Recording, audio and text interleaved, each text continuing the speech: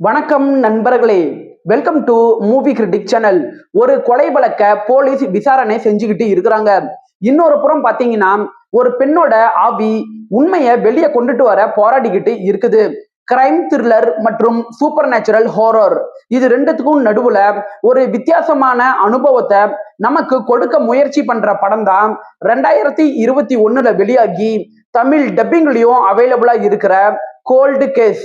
இந்த படம் எப்படி இருக்கு ரிவ்யூல தெரிஞ்சுக்கலாம். கதை அப்படின்னு பாத்தீங்கன்னா படத்தோட ஆரம்பத்துல ஒரு ஏரியில இருந்து ஒரு பெண்ணோட மண்டை ஓடு கிடைக்குது. இந்த வழக்க விசாரணை செய்ய வராரு ஏசிபி சத்யஜித். இன்னொரு புறம் பாத்தீங்கன்னா ஒரு பத்திரிகையாளரா இருக்கிற மேதா அப்படிங்கிறவங்க வீட்டுல தொடர்ந்து அமானுஷ்ய சம்பவங்கள் நடந்துகிட்டு இருக்குது. இதுக்கு பின்னாடி இருக்கிற உண்மை என்ன அப்படிங்கிறத அவங்க தனியா விசாரணை செய்ய ஆரம்பிக்கிறாங்க. ஒரு புறம் அறிவியல் மற்றும் போலீஸ் விசாரணை, இன்னொரு புறம் பாத்தீங்கன்னா ஆவி மற்றும் பேரநார்மல் இன்வெஸ்டிகேஷன்.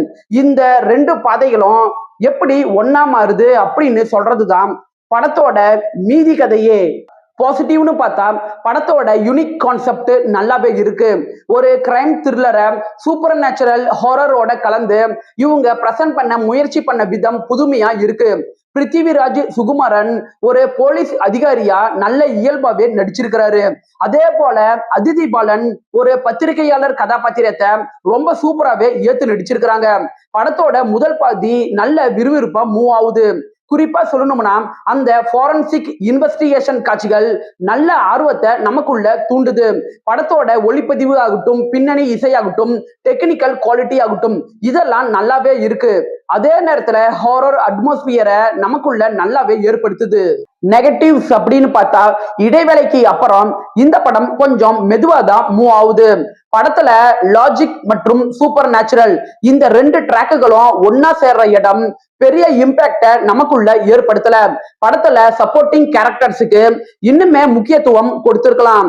படத்துல வர ஹாரர் காட்சிகள் ஜம்ப்ஸ்கேர் அளவுக்கு இல்லாம போயிடுச்சு. படத்தோட கிளைமேக்ஸ் காட்சிகள் அவசர அவசரமா முடிச்ச மாதிரியும் யூகிக்க கூடியதாகவும் இருக்கு. இவ்வளவு தூரம் நீங்க வந்துட்டீங்கன்னா என்னோட ரிவ்யூ உங்களுக்கு பயனுள்ளதா இருக்கு அப்படின்னு நான் நம்புறேன். சோ என்னோட மூவி கிரிட்டிக் சேனலுக்கு மறக்காம சப்ஸ்கிரைப் பண்ணி பெல் பட்டனை அமுக்க மறந்துடாதீங்க. மொத்தத்துல இந்த கோல்டு கேஸ் படம் ஆவரேஜுக்கும் கொஞ்சம் மேல அப்படின்னு சொல்லலாம். 10க்கு 6.4 ரேட்டிங் கொடுக்கலாம். புதுமையான கதைகளை விரும்பி பார்க்கறவங்களுக்கு இந்த படம் இம்ப்ரெஸ் பண்றதுக்கான வாய்ப்பு இருக்கு. விருப்பப்படுறவங்க பாருங்க. படம் தமிழ் டப்பிங்லயே இருக்கு. படம் ஃபேமிலி வாட்சபுள். நாம வேற ஒரு வீடியோல சந்திக்கலாம். அது வரைக்கும் நன்றி, வணக்கம்.